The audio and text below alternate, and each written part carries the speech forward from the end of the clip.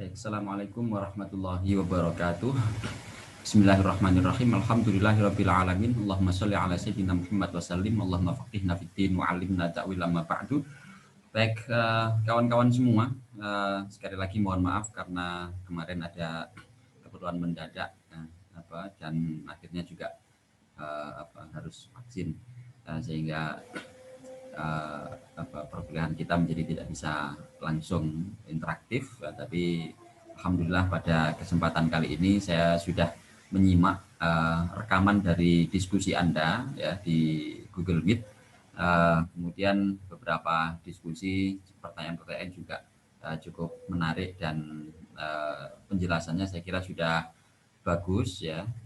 Tinggal mungkin lebih dimantapkan lagi, dikuatkan lagi ya. Ini wajar karena memang kita masih dalam proses belajar sehingga butuh dikuatkan dengan diskusi mudzakarah ya, dengan bahkan nanti juga ada proses mungkin munazarah, ada proses daras, jadi kita mendaras ya, ada tafahum. Nah, itu yang paling penting ya, dari semua itu, sehingga pengetahuan kita betul-betul pengetahuan yang mungkin, yang kalau dihadapkan, dibenturkan dengan berbagai macam permasalahan, kasus, pertanyaan, dan sebagainya, kita bisa menanggapinya dengan baik sesuai dengan keilmuan yang ada tentunya.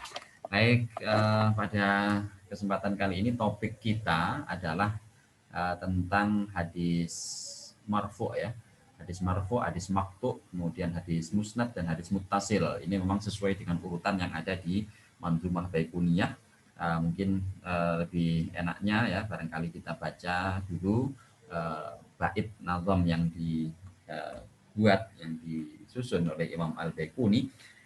Bismillahirrahmanirrahim. Wa ma udhifa lin nabil marfu'u wa ma litabi'in huwal maqtu'u. Nah, ini memang pembagiannya saat ini. Kalau kemarin kita bicara tentang pembagian hadis berdasarkan kualitas, berdasarkan diterima atau tidaknya sebuah riwayat. Ya, itu ada hadis sahih, ada hadis hasan, ada hadis dhaif dengan berbagai macam cabangnya yang nanti akan dikupas lagi lebih detail ya terkait dengan apa saja cabang-cabang dhaif khususnya. Nah, kali ini kita berada di marfu'. Ini sudah pembagian dengan kategorisasi yang berbeda dari sebelumnya. Kalau sebelumnya berdasarkan kehujahan, bisa diterima sebagai hujah atau tidak, bisa dijadikan dalil atau tidak, bahasa sederhananya kita begitu. Nah, kalau kita bicara marfu, itu tidak bicara ini bisa dijadikan hujah atau tidak, dalam artian sahih atau tidak nisbatnya. Lebih tepatnya itu ya. Kalau masalah dijadikan hujah atau tidak, ini nanti bukan semata-mata karena sahih tidaknya, bisa juga karena marfu, mauquf, maktunya juga memungkinkan. Karena hadis marfu itu nanti implikasinya juga ke hujah. Hadis mauquf implikasinya juga ke hujah. Hadis maktu itu implikasinya nanti juga ke kehujahan. Nah, sehingga lebih tepatnya kita harus kembali kepada definisi hadis yang pertama kali kita diskusikan waktu pertemuan pertama dulu. Bahwa studi hadis, ilmu hadis itu letaknya, utamanya, fokusnya adalah pada idhofah. Ilmu hadis itu kajiannya pada idhofah, yaitu penyandaran kepada Rasulullah ilan Nabi. Apa yang disandarkan harus berupa qaul, harus berupa fi'al, harus berupa takrir, harus berupa wasf.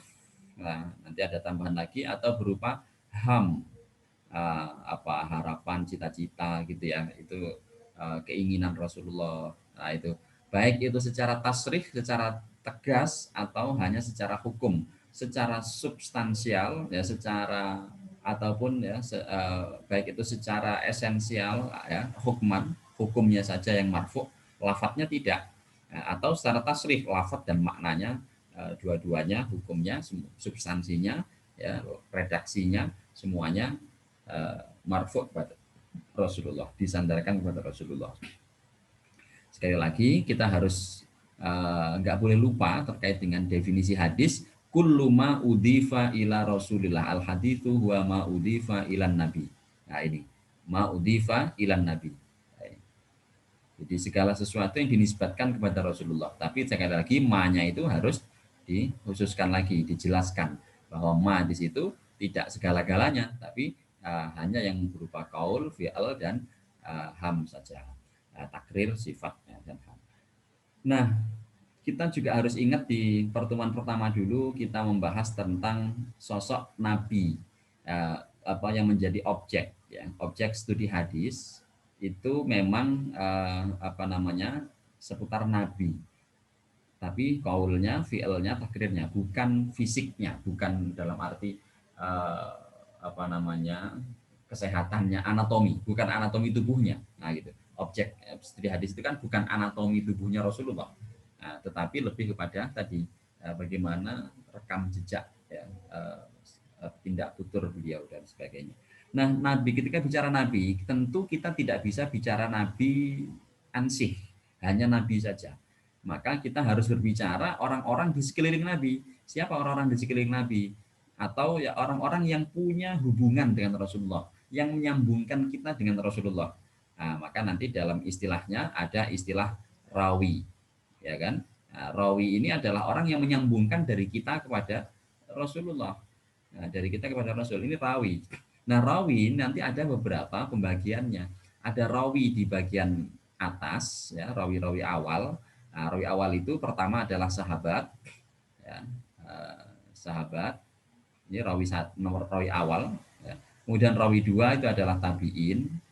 Nah, rawi ketiga itu tabiin. Sisanya itu ya rawi-rawi biasa saja. Ya, kita sebut rawi gitu saja. Artinya tidak ada hal yang khas, tidak ada hal yang spesifik ya terkait dengan rawi-rawi setelah tabiin.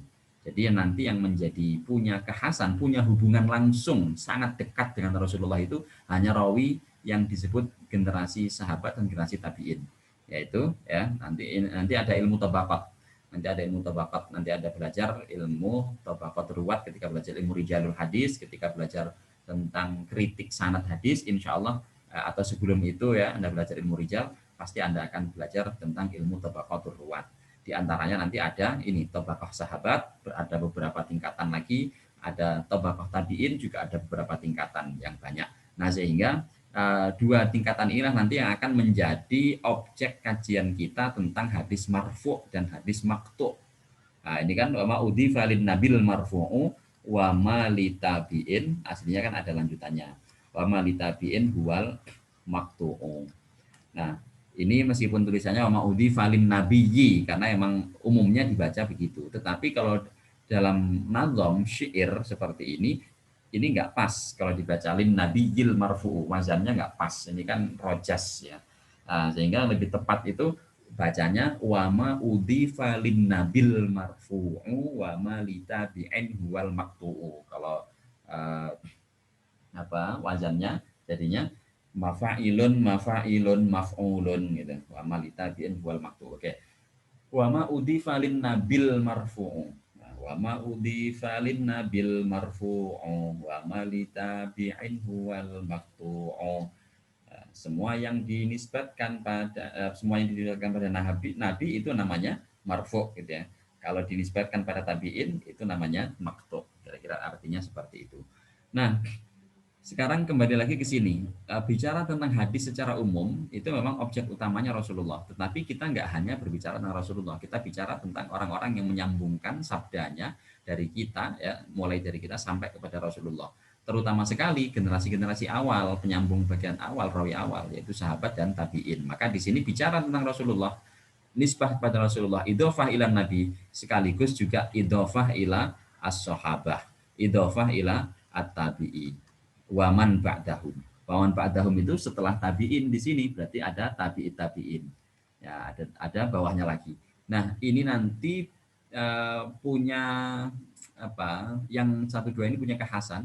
Tapi yang atau tabiin nanti tambahannya boleh gitu. Tapi yang bagian sini ini biasanya nggak terlalu menjadi nggak terlalu menjadi dasar kategorisasi yang khas gitu, yang spesifik gitu ya. Artinya tidak ada kategori khusus di bagian ini. Kalau di sini ini cukup simple gitu ya pembahasannya. Tapi ketika sampai di sini nanti rumit gitu loh.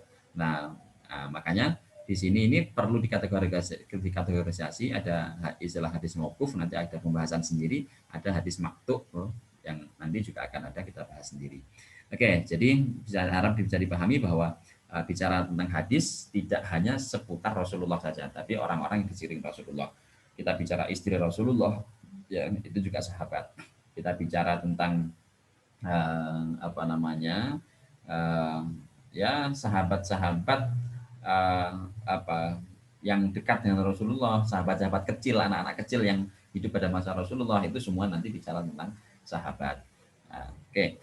Nah, segala sesuatu yang dinisbatkan kepada Rasulullah itu hukumnya marfu atau disebut marfu. Marfu secara bahasa itu artinya adalah irtifa, ya apa, luhur, tinggi. Jadi kalau kita bicara tentang ini hadisnya dari Rasulullah loh, itu kita punya apa rasa bahwa oh ini luhur sekali, tinggi sekali hadis ini. Kita nggak bisa bantah. Fa'al ra'si wal ain. Wah, siap langsung kita ambil, ya kita terima apa adanya. Nah, itu ketika marfu, makanya kita angkat angkat topi lah ya. Kita angkat topi kepada hadis ini, kepada hadis yang nisbatnya kepada Rasulullah. Jadi orang kalau udah disebut qala Rasulullah, memarfukan, meninggikan sandarannya, nisbatnya kepada Rasulullah, maka hadis ini menjadi tinggi sekali nilainya. Menjadi orang itu nggak berani berkutik apa-apa gitu. Jadi hadis itu lebih kepada bicaranya bottom up. Kita di sini kemudian kita idofahkan kepada Rasulullah SAW. Nah, ini namanya idofah, menyandarkan. Ketika kita menyandarkan sampai di sahabat misalnya, Qala Umar bin Khattab, Qala Umar bin Khattab mengatakan, itu sudah bagi kita tinggi ya, tapi masih ada yang lebih tinggi lagi. Kalau menurut Umar loh ini, ya, bahasa sederhana kita gitu ya kalau di debat gitu. Menurut Umar loh ini, menurut Sayyidina Umar loh ini. Itu kita sudah seolah-olah ngeper, udah nggak berani bantah lagi. Apalagi kalau nisbatnya tadi itu lebih tinggi lagi, marfu. Sudah tinggi lagi, marfu. Nisbatnya sangat tinggi, idofahnya marfu'ah. Idofahnya marfu'ah. Nisbatnya lebih tinggi lagi sampai kepada Rasulullah. Oh, ini sabda Rasulullah. Udah nggak berani ngomong lagi kita, nggak berani bantah lagi gitu ya. Nah itu marfu. Jadi berarti kalau gitu marfu hubungannya dengan kehujahan nggak? Ya aslinya ada hubungannya dengan kehujahan. Tetapi memang tidak bicara masalah sahih nggak nih nisbatnya, idofahnya ini. Nah panahnya ini benar nggak nih? Ada yang putus-putus nggak? Terus yang di sini orangnya bengkok-bengkok atau lurus ya, bengkok-bengkok itu adil atau enggak, dobit atau enggak, itu ya, itu bengkok atau lurusnya gitu ya. Nah di sini jadi jalanan di sini menuju ke mengantarkan ke Rasul ini bengkok-bengkok atau lurus-lurus, lurus saja atau putus-putus yang di sini. Nah misalnya itu kalau bicara sahih, hasan dan dhaif di sini. Sahih, hasan, dhaif itu bicaranya kondisi jalan yang mengantarkan kepada Rasulullah ini, silsilah yang mengantarkan kepada Rasulullah, jalanan ini. Tapi kalau tujuannya sampai di Rasul, berarti itu bicaranya marfu tadi ya. Wah, tinggi sekali. Jadi atas ke bawah. Ingat, ini nanti akan kepakai terus ini gambaran bottom up ini. Nanti ada istilah hadis Ali, dari Nazil juga kita akan pakai begini. Jadi ini harus diingat gambaran ini, tasawurnya ya. Anda ingat betul gambaran sanad, gambaran hadis, idofah, gambarannya itu seperti apa? Gambaran penyandaran ucapan kepada Rasulullah itu seperti apa? Bottom up. Jadi dari bawah ke atas, dari kita kepada Rasul. Nah itu tinggi sekali karena apa? Kita menisbatkan sampai kepada Rasulullah. Nah, tinggi sekali itu namanya marfu. Di antara hadis marfu di sini kayaknya nggak disebutkan nanti. Itu ada istilah lagi qudsi. Nah, jadi qudsi ini termasuk marfu juga, cuma dia lebih tinggi lagi, lebih spesial lagi. Kenapa? Disebut marfu juga karena memang Rasulullah yang menisbatkan. Jadi segala sesuatu lewat jalur Rasulullah itu namanya marfu. Tapi Rasulullah kadang itu menyebutkan tanpa nisbat kepada Allah, langsung pada beliau, meskipun kita paham semua bahwa wa ma yantiqu 'anil hawa in huwa illa wahyun yuha. Semua yang disampaikan Rasulullah pasti wahyu dari Allah. Tetapi masalahnya dalam hadis itu ada yang Rasulullah sebutkan ini dari Allah. Qala Allah tabaraka ta'ala. Ada yang Rasulullah nggak perlu menyebutkan itu, langsung innamal a'malu binniyat, seperti yang tadi Anda diskusikan di rekaman video itu.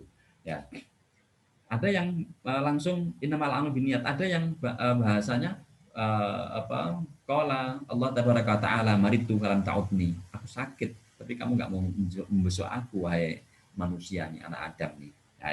Nah itu ketika disebut qala Allah, Rasulullah menyebut qala Allah tabaraka taala atau sejenisnya ya, maka itu namanya qudsi. Jadi nisbatnya bukan lagi kepada Rasulullah berhenti, tapi ke atas lagi, qudsi, sehingga menjadi nisbat yang sakral sekali, nisbat yang suci, nisbat yang sakral.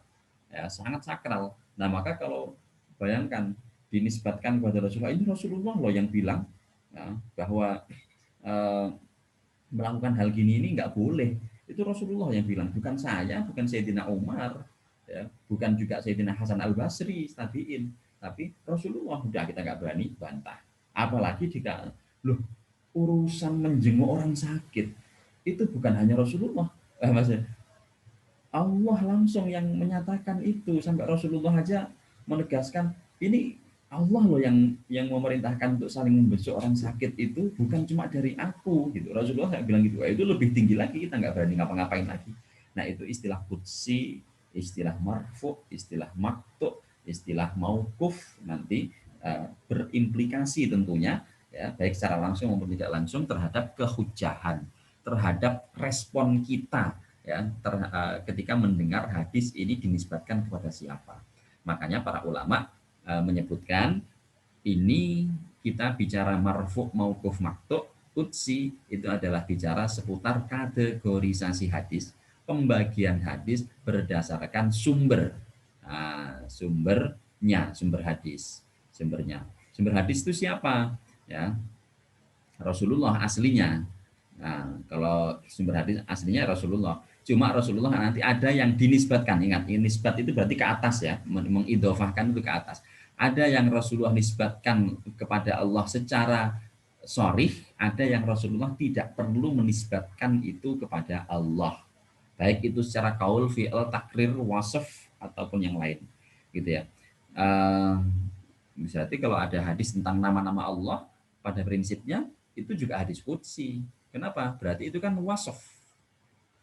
Rasulullah menyifati Allah, itu hadis qudsi, qudsi yang wasfi. Nah, itu.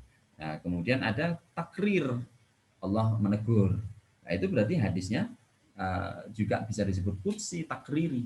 Ada qudsi yang fi'li. Allah tadi itu, Allah apa namanya?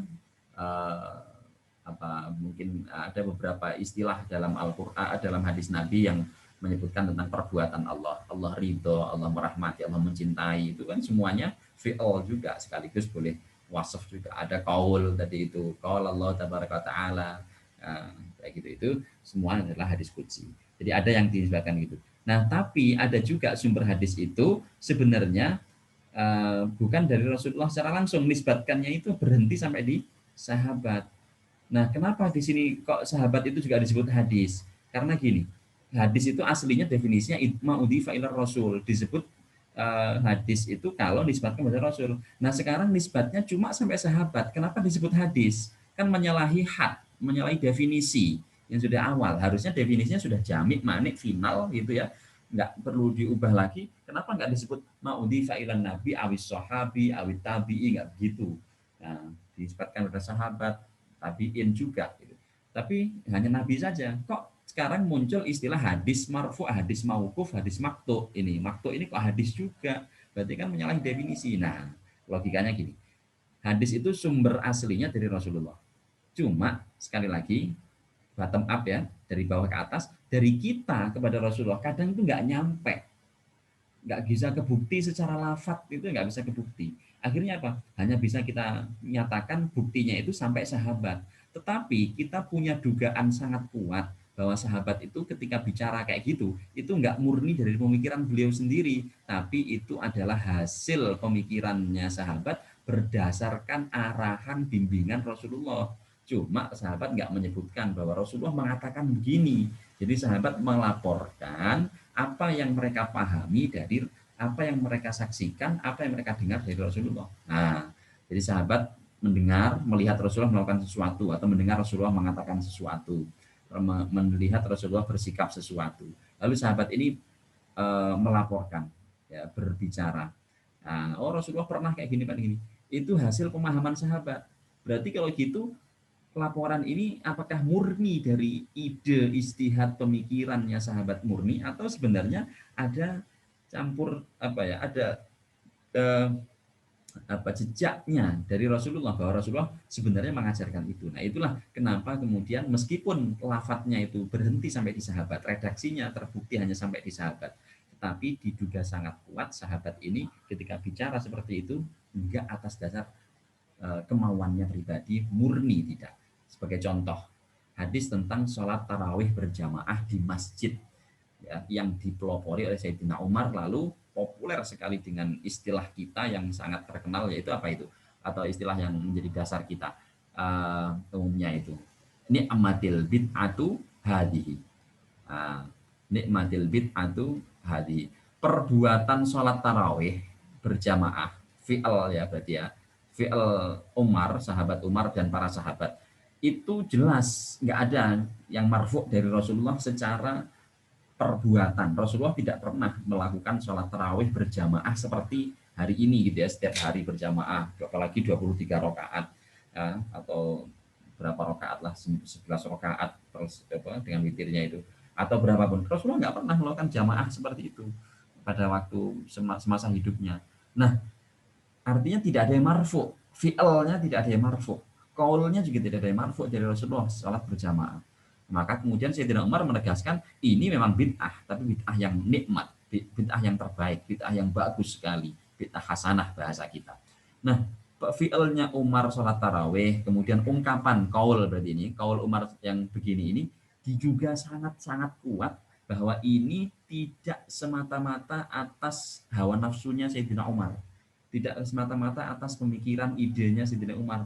Ini nggak ujuk-ujuk muncul gitu saja, tapi ini adalah latar belakangnya. Juga sangat kuat Sayyidina Umar itu paham bahwa Rasulullah sebenarnya mengizinkan begini. Kok tahu? Ya Sayyidina Umar kan berinteraksi dengan Rasulullah dekat sekali, akrab sekali, mertua Rasulullah, sahabat dekat, ya sering berjamaah dan Rasul, tahulah apa yang dilakukan Rasulullah saat berdua dengan Sayyidina Umar, ngomong apa saja yang kita nggak bisa ketahui. Nah, Sayyidina Umar berani menyatakan nikmatil bid'atu hadi, itu diduga sangat kuat ya, bahwa ini adalah atas arahan bimbingan Rasulullah.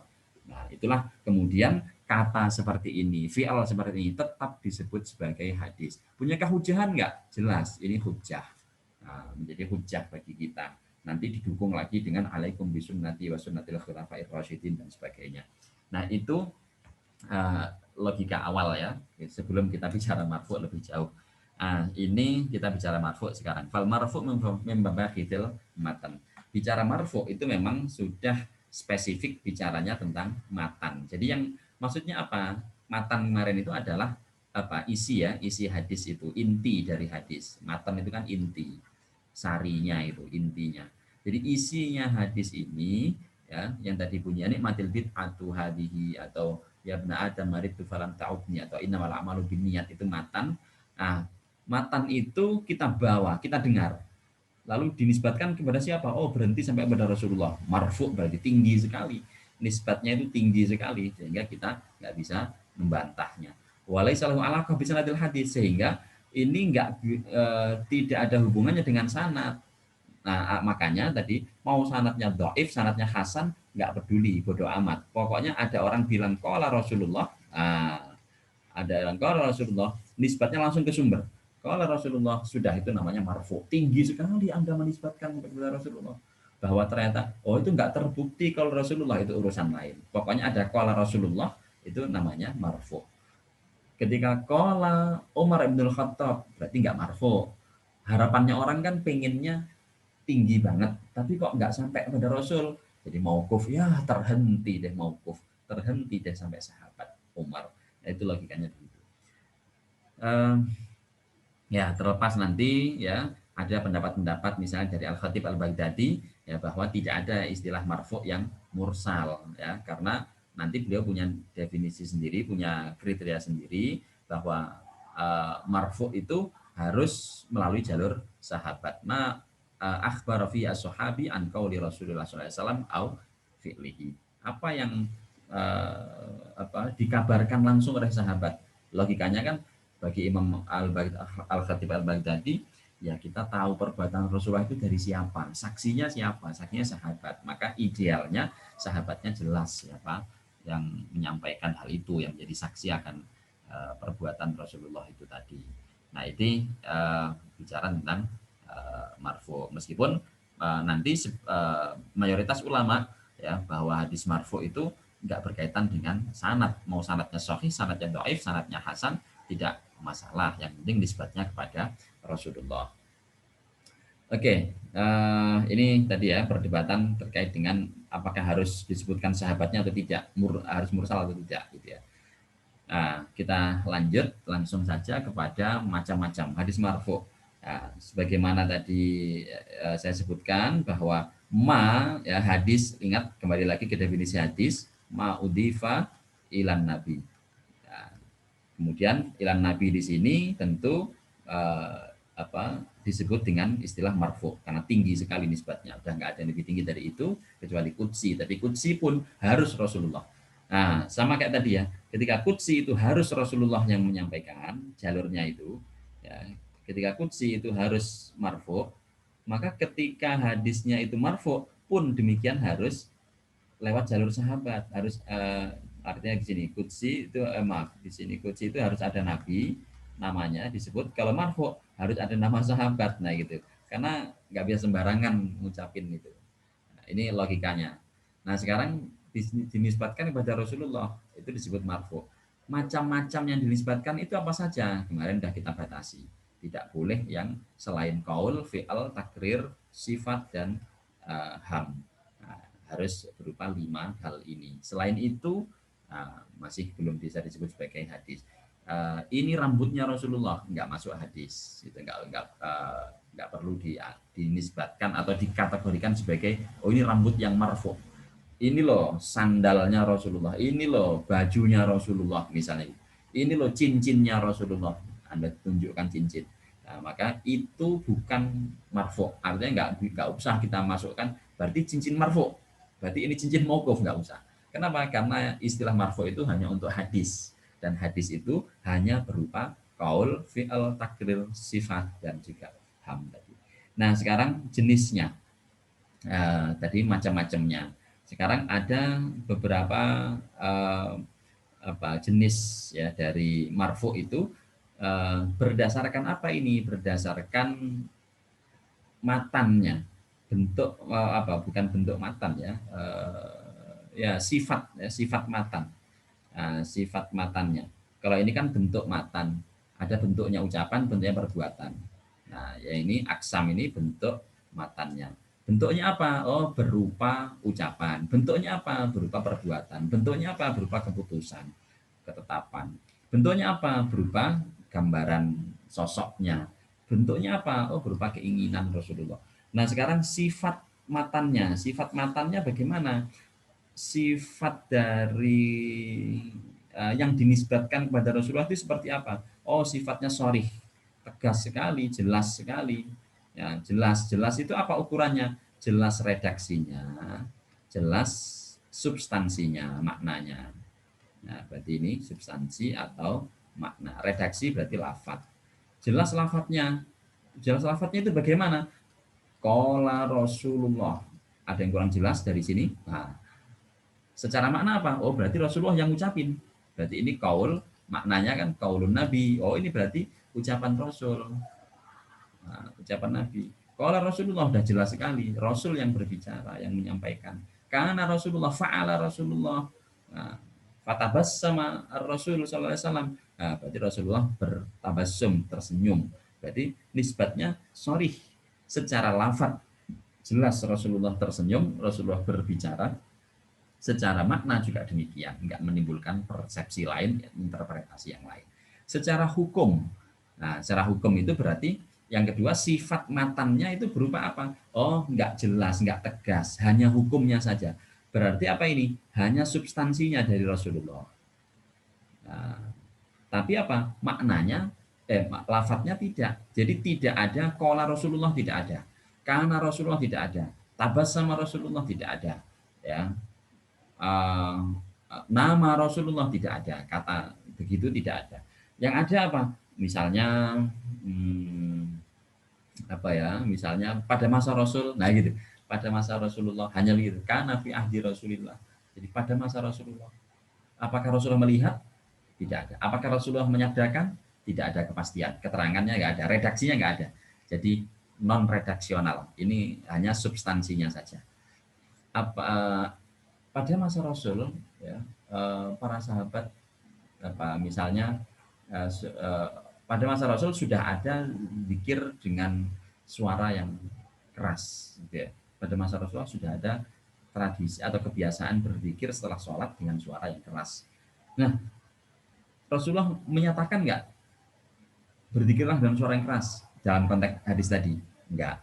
Apakah Rasulullah berzikir dengan suara keras berdasarkan keterangan hadis tadi? Tidak. Apakah Rasulullah melihat berdasarkan keterangan tadi? Tidak ada. Apakah itu menjelaskan zikirnya Rasulullah? Tidak juga, karena pada masa Rasul ini, pernyataan Sayyidina Ibnu Abbas, ya, pada masa Rasul sudah ada zikir setelah sholat dengan suara keras. Itu tidak menjelaskan secara redaksinya, lafadznya nggak menjelaskan bahwa zikirnya Rasulullah suaranya keras, tidak. Meskipun nanti hadis lain ada, ya, tapi hadis yang saya sebutkan tadi tidak menyebutkan itu. Apakah Rasulullah pengen zikir itu dikeraskan? Tidak juga. Sehingga secara bentuknya itu dia tidak redaksional, ya, secara bentuknya, lafadznya itu tidak menyebut bahwa itu bersumber dari Rasulullah, tapi bisa kita pahami hukumnya. Oh, karena terjadi pada masa Rasul, nah, logikanya harusnya Rasulullah tahu, gitu ya. Nah, itu. Jadi itulah yang nantinya disebut sebagai marfu' hukmi. Ya, lafadznya tidak marfu', tapi substansinya bisa dipahami sebagai substansi yang marfu' pada Rasul, tinggi sekali. Oke, kita lihat contoh marfu' yang qauli. Nah, karena tadi, ya, saya sudah dijelaskan bahwa marfu' itu tidak ada hubungannya dengan sanad, sehingga ini mau sanadnya lengkap atau enggak, sahih atau enggak, sekali lagi ini bukan urusan pembahasan saat ini. Nah, yang jelas di sini sahabatnya disebutkan an Anasin. Ini penting tadi menurut Imam Al-Khatib Al-Baghdadi. Kemudian di sini qala Rasulullah, qala Nabi. Rasulullah bersabda, Rasulullah berbicara, menyampaikan. Berarti di sini kita sebut hadis marfu yang sifatnya qauli, ya. Nah, qauli, ucapan. Kemudian yang kedua, sharih atau enggak ini? Karena qala Nabi, jelas ini sharih sekali. Oke. Berarti status kehujahannya bagaimana? Kalau nanti sahih, hujjah. Tapi setidaknya di sini ada pengaruh terhadap hujjah. Kenapa? Ini kalau orang sudah disebutkan qala Nabi la yu'min ahadukum gitu, udah pasti dia gemetaran duluan ini. Nah, bahwa nanti misalnya, wah, ternyata hadisnya nggak sahih, mungkin terus, lega nih nggak sahih, misalnya gitu, atau sahih, alhamdulillah sahih hadisnya. Nah, itu urusannya nanti, ya, tapi setidaknya itu sudah membuat orang, ini marfu' luhur sekali ini, ya, Rasulullah saya nggak berani ngapa-ngapain, meskipun belum terbukti sahihnya. Jadi marfu' itu nggak bicara sahih tadi, ya, nggak bicara sahih dhaif. Sekarang yang fi'li, kita lihat masih dari riwayat Imam Bukhari, ya, an Aisyah radhiyallahu anha qalat kanan nabi, kana, ya, seringkali salah satunya tandanya marfu itu kanan nabi idza shalla, berarti nabi sedang melakukan sholat, berarti ini jelas fi'il, ya, perbuatan. Nah, Rasulullah nggak mengucapkan apa-apa. Nah, ittaja'a, ini kan fi'ilnya nabi, ini perbuatan, berbaring, Rasulullah berbaring. Nah, berarti di sini ada dua perbuatan. Idza shalla, Rasulullah salat, yang kedua ada Rasulullah berbaring. Rasulullah tidak mengucapkan, nggak bilang misalnya ana indama shallaitu al-fajr, nah misalnya nggak begitu. Kecuali kalau Rasulullah kalau Rasulullah SAW idza shallaitul fajr fa'attaji'u ala shikki al-aiman, misalnya begitu, nah itu qauli. Tapi kalau ini kan nggak ada. Berarti yang laporin siapa ini? Ini bahasa siapa? Lafadznya dari sahabat. Nah, lafadz sahabat. Bukan lafadznya Rasulullah. Sahabat melaporkan, yaitu siapa? Istri beliau, Sayyidah Aisyah, melaporkan bahwa Rasulullah kalau mau sebelum sholat fajar, biasanya kebiasaannya itu beliau berbaring dulu, ya, ke kanan. Nah, ini perbuatan Rasulullah. Marfu, sanadnya sahih. Wah, alhamdulillah, berarti ini hujjah, sudah hujjah yang sabitah. Nah, gitu, nanti boleh kita tambah hujjah yang sabitah. Kalau ini, oh, ternyata sanadnya dhaif, oke, dia awalnya diduga hujjah. Nah, ini madzhannul hujjah, ya, ya, diduga sebagai hujjah. Nah, tapi apakah terbukti sebagai hujjah atau tidak? Nanti dilihat kesahihannya. Oke, sekarang kita lihat contoh satu lagi yang takriri misalnya. Nah, ini yang takriri, takrir, satu keputusan Rasulullah itu ya bisa dilihat dari mana? Ketika sahabat mengatakan ya atau yang lain selain sahabat berarti tabiin misalnya mengatakan fu'ila bi hadratin nabi. Ini dilakukan di hadapan. Kalau udah di hadapan berarti ada kesaksian Rasulullah, Rasul melihat. Baik itu Rasulullah komentar atau enggak komentar, nggak masalah karena dilakukan di hadapan Rasulullah sudah pasti direspon. Responnya diem berarti boleh, responnya Rasul melarang berarti nggak boleh. Walayur wa inkaruhu, dan nggak ada di situ pengingkaran. Nah, kalau ada pengingkaran, ingkarnya nanti itu kalau berupa perbuatan berarti ingkarnya jadi fi'il. Kalau ingkarnya itu berupa ucapan berarti jadi kauli, marfu kauli. Tapi ini nggak ada ingkar sama sekali. Nah, maka meskipun ingkarnya ini bisa menjadi takdir juga ya. Intinya di sini ini ya masih ada hubungannya dengan takdir tadi, masih ada irisannya dengan yang fi'li, dengan yang kauli tadi itu. Oke, yang jelas prinsipnya itu Rasul menyaksikan itu, tahu hal itu dilakukan oleh sahabat, kemudian Rasulullah punya respon, punya sikap terhadap apa yang dilakukan oleh sahabat. Lidzalikal fi'al. Fi'al di sini siapa? Fi'al di sini perbuatan sahabat, pasti. Nggak mungkin perbuatan selain sahabat. Atau perbuatan orang-orang yang ada di sekitarnya, meskipun dia bukan sahabatnya. Ya, perbuatan orang kafir misalnya. Terus Rasulullah nggak senang. Berarti itu kan juga takdir. Gitu ya. Perbuatannya orang kafir, tapi Rasulullah melakukan itu. Berarti itu juga takrir. Takrir, tapi nanti sekaligus irisannya juga fi'il Nabi. Misalnya apa? Rasulullah itu suka mengikuti gaya sisirannya orang ahlul kitab atau gaya sisirannya orang kafir Quraisy, orang musyrik ya Quraisy Mekah itu. Nah, kadang Rasulullah membelah rambutnya, dibelah dua, kadang Rasulullah sisirnya itu diurai ke belakang begitu, disisir rapih gitu ya. Nah, itu tidak disabdakan Rasulullah, juga hanya dilaporkan oleh sahabat Rasulullah kayak gini. Nah, kayak gitu itu menjadi hadis wasfi di satu sisi, sekaligus menjadi takrir. Ya, ini yang rumit, bukan rumit ya. Nggak ada, ini cairnya di situ gitu. Inilah irisan dari takriri dan wasfi. Silahkan saja disebut wasfi, nggak apa-apa, disebut takriri nggak apa-apa. Yang jelas nggak usah diperdebatkan terlalu ribet urusan seperti itu. Ini hanya kategorisasi saja. Memang nanti punya pengaruh kehujahan, pemahaman, tetapi tidak sampai sih pada kontradiksi yang berlebihan. Utian Nabi bidobbin. Nah, Rasulullah pernah disuguhi daging biawak. Mungkin kalau sekarang disebut biawak kali ya, dob itu. Dob maswi, sate biawak gitu. Allah alam terjemah biawak itu pas apa enggak, tapi biasanya diterjemahkan seperti itu. Bahwa jenis binatangnya apakah biawak pada masa Rasulullah dob itu sama dengan biawak di sini? Nah, itu urusannya perdebatan fikih saja. Bahwa ilahi liyakula fakila lahu innahu dabbun famsaka yadahu. Faqala Khalid haramun huwa la amsaka yadahu. Fahalakinnahu la yakunu bi ardi qaumi fa ajiduni a'afuhu. Fa'akala Khalid wa Rasulullah yang dur. Rasulullah cuma melihat. Ini takrir. Rasulullah melihat Khalid, sahabat Khalid ini makan biawak, daging sate biawak itu.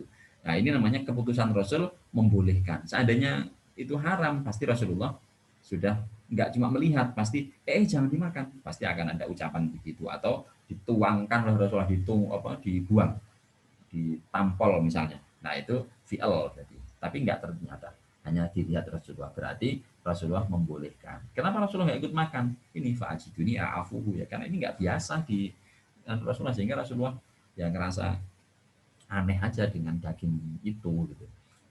Mungkin sama kayak kita kalau disuguhi daging kelinci gitu ya. Itu saya keinget imutnya, masa ini dimakan ya. Misalnya. Atau ketika saya makan ngelihat kelinci itu ingetnya kucing aja gitu misalnya. Jadi kalau mau makan daging kelinci rasanya keinget kucing misalnya. Marfu' wasfi bahwa ini sifat ya, deskripsi tentang Rasulullah, sosok Rasulullah, baik itu sifat yang berupa fisik ataupun non fisik, khalqiyah ataupun ghairu khalqiyah.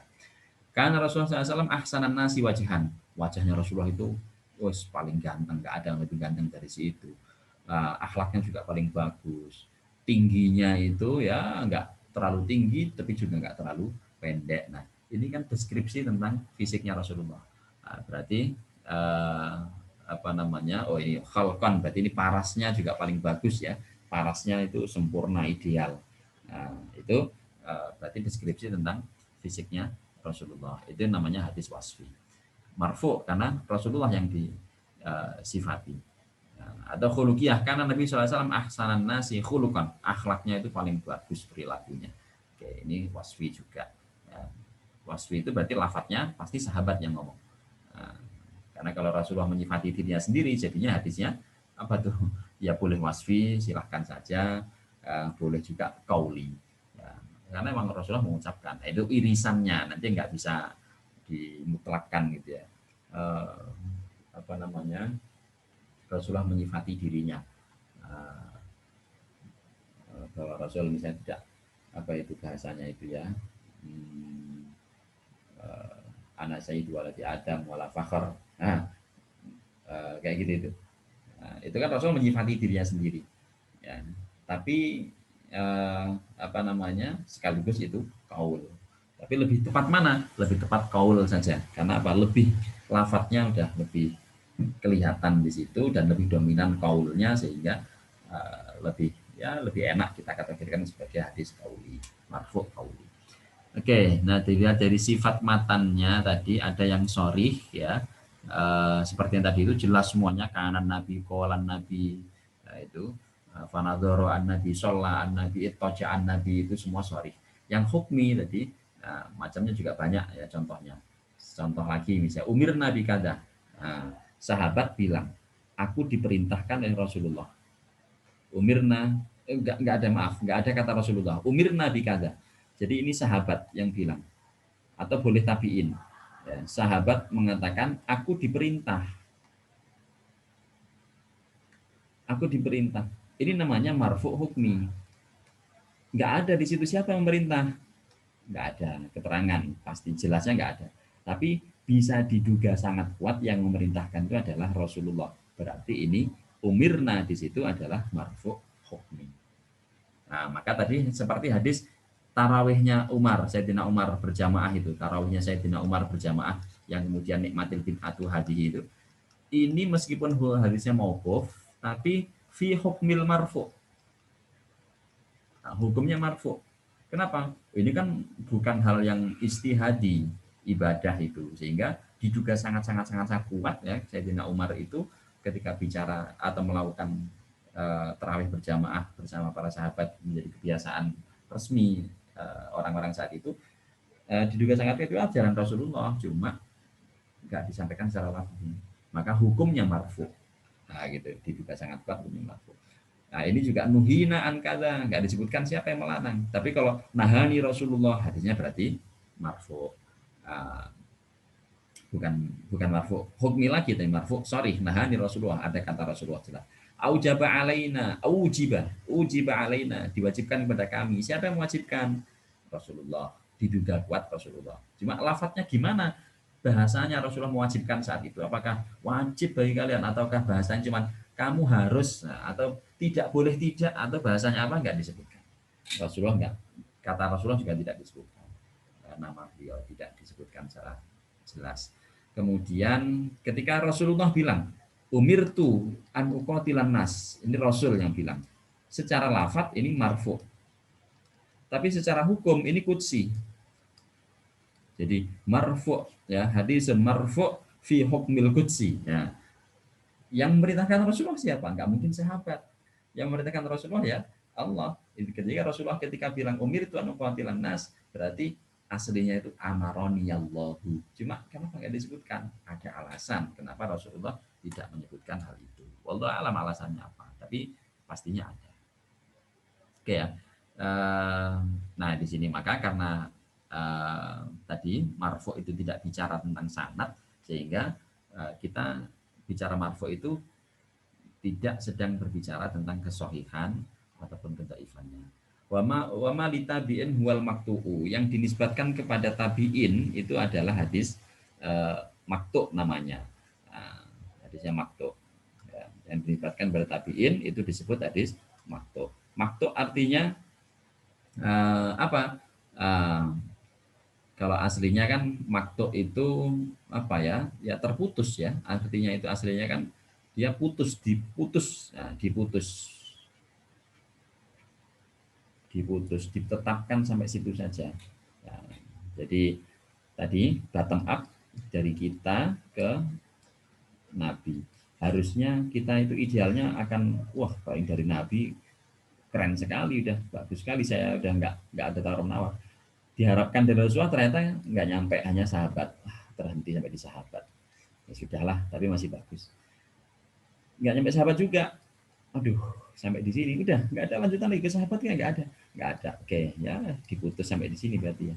Nah, tapi kenapa disebut hadis juga padahal bukan ke Nabi, bukan ke sahabat? Ya tadi, ini kan orang yang diajari sahabat, sahabat orang yang diajari Nabi. Nah, di generasi ini diduga sangat kuat generasi masih murni. Jadi apa yang diajarkan Nabi kepada sahabat masih bisa diterima dengan asli oleh para tabi'in. Belum ada riwayat-riwayat tambahan dari Israiliyat, bukan apa namanya, pemikiran-pemikiran filsafat. Belum ada kayak gitu-gitu ya, mitos-mitos dari tempat-tempat baru itu belum ada. Jadi murni masih dari Rasulullah, murni dilihat oleh tabiin ya. Dari siapa? Dari saksi sejarah kenabian, yaitu para sahabat. Nah makanya ini masih bisa disebut hadis, sehingga meskipun nggak disebut qala Rasulullah, apa yang dilakukan oleh tabiin masih banyak yang diduga sangat kuat, itu adalah warisan ajaran dari sahabat, yang mana sahabat ini juga warisan ajaran dari Rasulullah.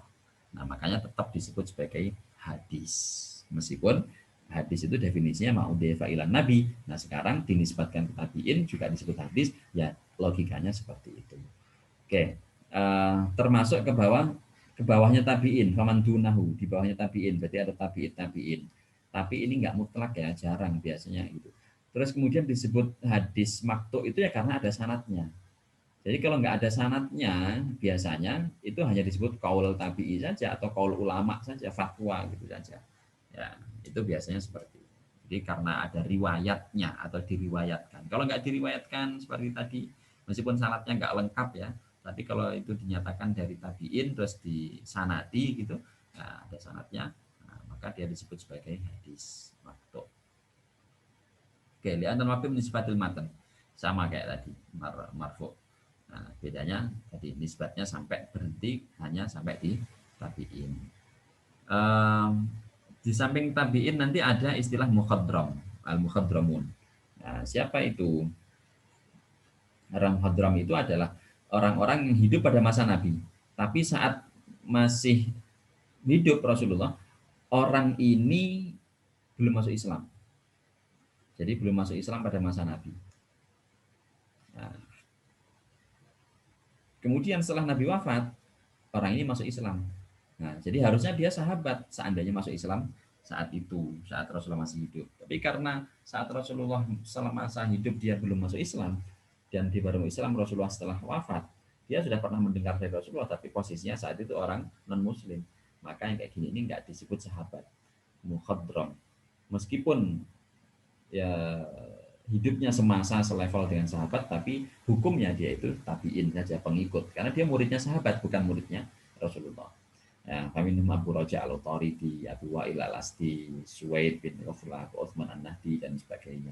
Jadi ini belajarnya tentang agama tidak di bawah bimbingan Rasulullah langsung, tapi di bawah bimbingan sahabat. Makanya hukumnya mukhadram, meskipun dia hidup semasa dengan Rasulullah.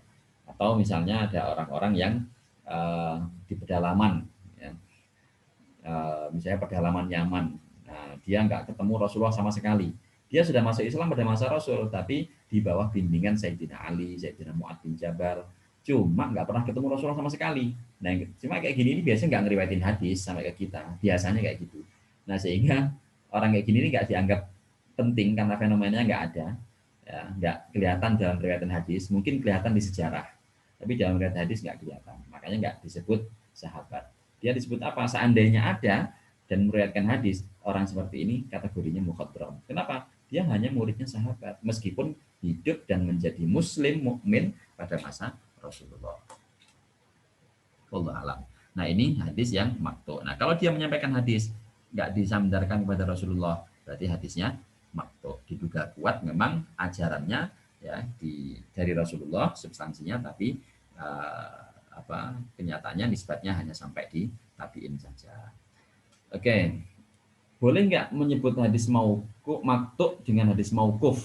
Mauquf tadi kan istilah untuk sahabat, nanti ada pembahasan mauquf sendiri. Boleh dengan syarat takyid. Mau tadi misalnya hadisnya itu eh, dinisbatkan kepada Al Hasan Al Basri, Al Hasan Al Basri misalnya tabiin. Mauquf Alal Hasan Al Basri. Nah, itu boleh kalau ada Alal Hasan Al Basri. Nah, oke, tapi ini nanti aja. Ya. Setidaknya di sini disebutkan boleh menyebut istilah mauquf untuk hadis maqtu asalkan ada catatan pengkhususan di situ, ada penegasan takyid, ada penegasan bahwa mauqufnya itu bukan ke sahabat, tapi berhenti mauquf sampai kepada tabiin saja yang namanya Al Hasan Al Basri. Oke, secara umum sih contohnya nggak jauh beda dengan yang marfu tadi ya. Eh, jadi di sini ada contoh misalnya kita lihat saja. Eh, Sama ada yang kauli, ada yang fi'li gitu ya. Nah ini yang kauli saja udah cukup. Eh, An Mujahid. Kola ya ta'ala ya ta'allamul ilma.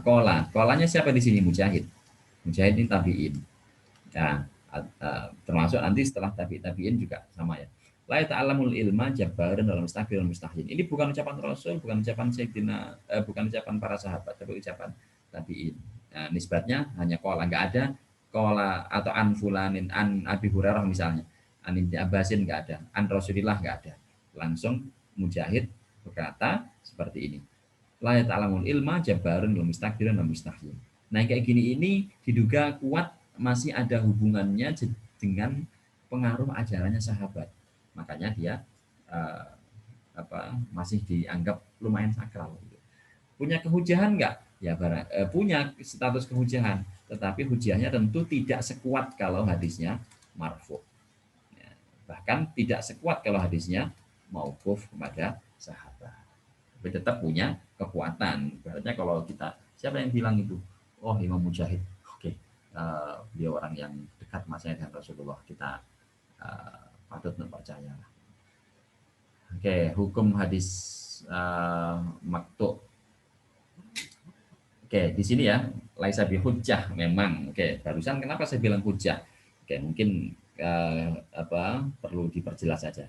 Laisa bi hujjah di sini ya, memang tidak ada hujjah secara hukum sebagai sumber ajaran.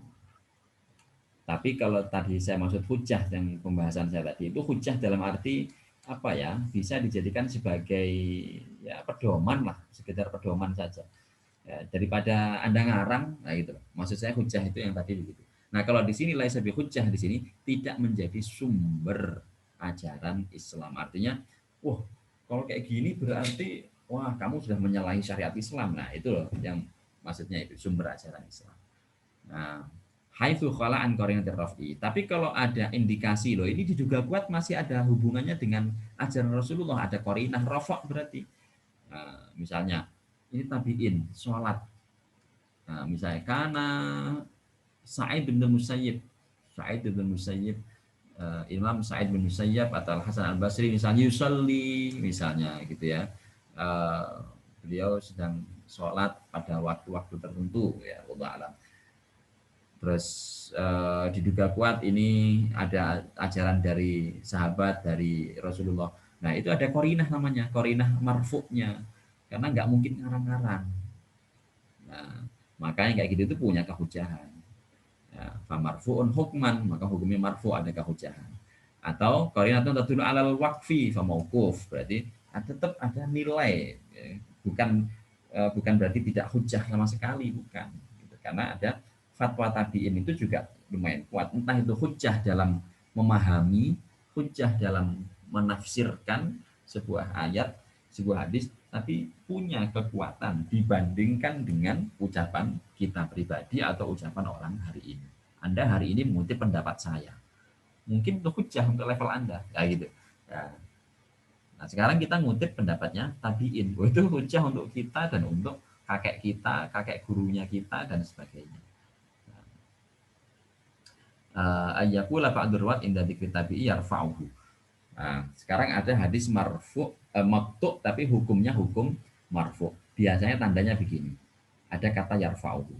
Ya, misalnya An Sa'id bin Musayyib yarfa'uhu. Nah, tapi nggak biasanya kalau ada kayak gini nggak disebutkan sanadnya. Tapi kita percaya, kenapa? Yang memarfukkan itu ada jaminan Sa'id bin Musayyib, Al Hasan Al Basri, Mujahid. Oh, itu yang memarfukkan. Artinya dia yang bertanggung jawab atas sanadnya. Beliau yang bertanggung jawab atas sanadnya. Jadi sanad itu kadang nggak harus disebutkan. Kalau memang itu orangnya orang hebat, orang top. Misalnya kita belajar dari seorang ahli hadis hari ini. Nah, misalnya siapa? Sebut saja, anggap aja contoh biar gampang dikenal oleh kita semua ya. Kita belajar dari Hadratus Syekh Hasyim Asy'ari. Itu Anda nggak usah pakai minta sanatnya Ki Hasyim, Anda sudah percaya, oh siapa yang itu, oh syaratnya udah pasti jelas. Buktinya mana sanatnya? Anda nggak punya, nggak masalah. Kenapa? Karena tadi ibaratnya itu tadi yarfa'uhu. Nah, Syekh Hasyim Asy'ari yang yarfa'uhu ilan Nabi. Ini Sa'id bin Musayyib yang yarfa'uhu ilan Nabi. Misalnya lagi saya punya guru Profesor Ali Mustafa Yakub, ya, ahli dalam bidang hadis, ilmu hadis, jasanya banyak dalam bidang ilmu hadis, semua orang tahu, percaya dengan keilmuan beliau. Meskipun misalnya nih kita nggak dapat sanatnya, bunyinya begini begini begini, nah, tapi kemudian dari situ kita paham, kita yakin, oke, siapa yang bilang, oh Syekh Ali Mustafa Yakub, oke, berarti dari para Anda belajar daripada habaib. Nah itu juga sama, meskipun Anda seandainya tidak mendapatkan daftar nama sanad yang ada di dari habaib situ, tapi Anda yakin dengan keilmuan beliau, oh ini pasti dari Rasulullah, ini yarfa'u, marfu sampai kepada Rasulullah, nyambung, meskipun Anda nggak punya buktinya, gitu ya. Nah itu sudah yarfa'uhu, hukumnya marfu, hukumnya seperti bersanad. Jadi ada yang hukum bersanad secara hukmah, nah, keilmuan juga begitu. Oke. Kemudian apalagi yang dihukumi marfu, misalnya sabab nuzul. Ketika bicara sabab nuzul, ini tidak mungkin sahabat tabiin ngarang-ngarang, pasti itu ada hubungannya dengan masa Rasulullah, maka dia dihukumi marfu. Kemudian yang ketiga apa? La majalah lirra'yi, enggak ada masalah yang sedang dibicarakan oleh tabiin atau oleh sahabat juga, itu tidak dalam konteks hal-hal yang bisa atau boleh diijtihadi, masalah akidah. Tabiin kok bicara surga neraka, tabiin kok bicara tentang Allah, tabiin kok bicara tentang hari akhir kiamat, tabiin kok bicara tentang apalagi. Nah itu sholat, tentang ibadah, ya, tentang sholat, puasa, zakat gitu. Nah diduga amat sangat kuat di situ tuh, tabiin nggak ngarang, nggak cuma ijtihad pakai pendapatnya pribadi, tetapi apa? Tetapi itu adalah ada warisan ajaran dari Rasulullah melalui sahabatnya. Nah, sehingga eh, hukumnya tetap marfu meskipun hadisnya maktu. Nah, disinilah pentingnya memperluas cakupan kajian hadis itu, tidak hanya sampai pada Rasulullah, tapi juga diperluas sampai ke tabiin dan disebut hadis juga, ya karena ini tadi. Sehingga punya tetap yang namanya status kehujahan. Kecuali tadi dalam konteks hadis yang secara sorih murni itu hanya dari tabiin, ya bukan bicara masalah sebab nuzul, bukan bicara masalah apa tadi yang hal-hal yang ubudiyah akidah, hanya bicara ya seputar misalnya apa an-nadzafatu minal iman, nah misalnya kayak gitu ya, seandainya itu muncul dari generasi tabi'in, itu kan nggak bicara tentang ibadah, nggak bicara tentang apa-apa. Nah, talabul ilmi faridatun ala kulli muslimin wa muslimatin, nah, misal, nah, atau apalagi gitu. Nah itu eh, apa namanya, tidak tidak harus dihukumi sampai marfu. Oke, berikutnya ada istilah hadis musnad. Hadis musnad ini juga kategorinya berbeda dengan tadi yang marfu sama maktu. Ini bicara tentang sanad. Kalau tadi marfu dan maktu itu tidak bicara tentang sanad, kalau ini musnad ini bicara tentang keadaan sanad. Hadis musnad, hadis yang bersanad. Nah, bersanad lengkap dan bersambung. Wal musnadul muttasilul isnadi min rawihi hatal mustafa walam yabin. Jadi hadis yang disebut dengan istilah hadis musnad itu adalah hadis yang punya sanad, satu bersanad, ya lengkap. Kemudian yang kedua, sanadnya bersambung dari awal sampai akhir siapa? Rasulullah. Bersambung sampai ke Rasul. Hatal mustafa, sampai Rasul. Makanya disebut musnad itu syaratnya dua, ya. Satu, sanadnya itu mutasil. Yang kedua, sanadnya itu sampai kepada Rasulullah, berarti marfu. Berarti hadis mutasil marfu, nah itu hadis musnad. Nah, gitu ya. Hadis musnad adalah hadis yang marfu mutasil, benar. Disebut begitu itu sudah bisa. Jadi di diskusinya sudah jelas sekali apa bedanya musnad sama mutasil. Musnad itu lebih khusus, mutasil lebih umum. Semua musnad pasti mutasil, tapi tidak semua mutasil adalah musnad. Kenapa? Karena ada mutasil yang tidak marfu. Mutasil ini kan ada yang marfu, ada yang mauquf, ada yang mutasil maktu. Nah, mutasil yang marfu ini sama dengan musnad. Mutasil yang mauquf bukan musnad. Mutasil yang maktu bukan disebut istilah musnad. Meskipun dia bersanad, Nah, ini istilah terminologi. Ya, kalau lughatan secara kebahasaan musnad ya bersanad. Harusnya hadis mauquf yang punya sanad itu juga musnad juga. Nah, itu kalau lughatan. Atau terminologi juga. Nah, nanti perlu diketahui ya, ada musnad itu dipakai dalam istilah ilmu hadis, terminologi ilmu hadis. Ada musnad dipakai untuk menjadi kategorisasi hadis seperti ini. Ada musnad dipakai untuk menjelaskan sebuah kitab. Nah, ada musnad dipakai untuk menjelaskan kondisi hadis secara umum, ya bahwa ini bersanad. Itu.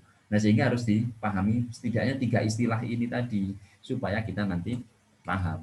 Tetapi ketika disebut hadal haditsu al-musnadu, hadal haditsul musnad, ini hadisnya musnad loh. Nah, maka maknanya yang ini.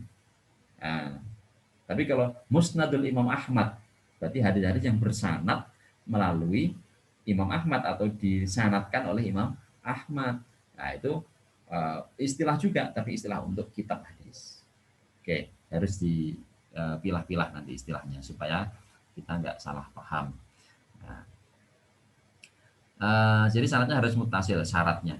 Oke, makanya kemudian di sini ada hadis mutasil. Wa bisam ikul lirawin tasil isnaduhu lil Mustafa fal mutasil. Kemarin di bab sahih kita berbicara tentang apa itu hadis sahih. Syaratnya harus mutasil. Nah, jadi hadis sahih itu syaratnya harus mutasil, bersambung. Ukuran bersambung apa? Bisam ikul lirawin. Terbukti didengar dari gurunya oleh rawi. Didengar oleh rawi ya dari gurunya lagi sampai kepada Rasulullah, itu mutasil, atau sampai kepada sumbernya sahabat, itu mutasil namanya. Nah, ukurannya didengar ya, atau diduga kuat didengar. Nah, ukuran mendengar di sini apa? Ukurannya nanti ada 2. Ada yang bisa dibuktikan, pembuktiannya ya, pembuktian bahwa itu didengar apa? Ada pertemuan atau kemungkinan bertemu. Nah, kemungkinan bertemu. Didasarkan pakai apa? Bisa pakai ada keterangan jelas dari situ, ada popularitas. Oh, udah populer sekali. Oh, ini istrinya Pak. Ibu Aisyah itu pernah ketemu Rasulullah enggak? Oh, gimana enggak ketemu istrinya? Tinggal berapa tahun. Sayyidina Abu Bakar itu ketemu Rasulullah enggak? Mertuanya dan tertawa bareng, jalan bareng, nangis bareng gitu, masa nggak ketemu, sholat berjamaah masa nggak ketemu. Nah, itu syuhrah namanya, istifadhah, populer sudah, nggak usah ditanya lagi. Nah, tapi ada juga yang nggak diketahui sehingga harus diteliti. Nah, penelitian pakai apa? Pakai tahun wafat, tahun lahir, itu dibuktikan dengan seperti itu.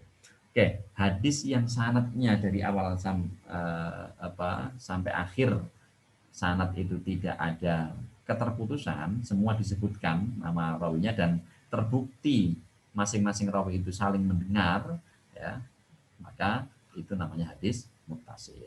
Nah, semua pembagian ini tadi, marfu, maktu, musnad, muttasil, ini tidak memastikan kesahihan nisbat kepada sumbernya hadis itu. Ya, kecuali kalau dilengkapi nanti, oh ini mutasil bersambung semuanya, kemudian rawinya seluruhnya adil dobit. Nah, itu bisa disebut nanti hukumnya dan kesahihan. Tapi istilah ini tidak istilah yang digunakan untuk memastikan kesahihan nisbat sebuah riwayat kepada sumbernya atau kepada Rasulullah. Baik, itu ya. Insya Allah sudah menjawab semua yang didiskusikan, juga apa yang menjadi kewajiban kita untuk mempelajari di topik pada pertemuan kali ini. Terima kasih atas perhatiannya. Wallahul muwaffiq ila aqwamit thoriq. Semoga bermanfaat. Assalamualaikum warahmatullahi wabarakatuh.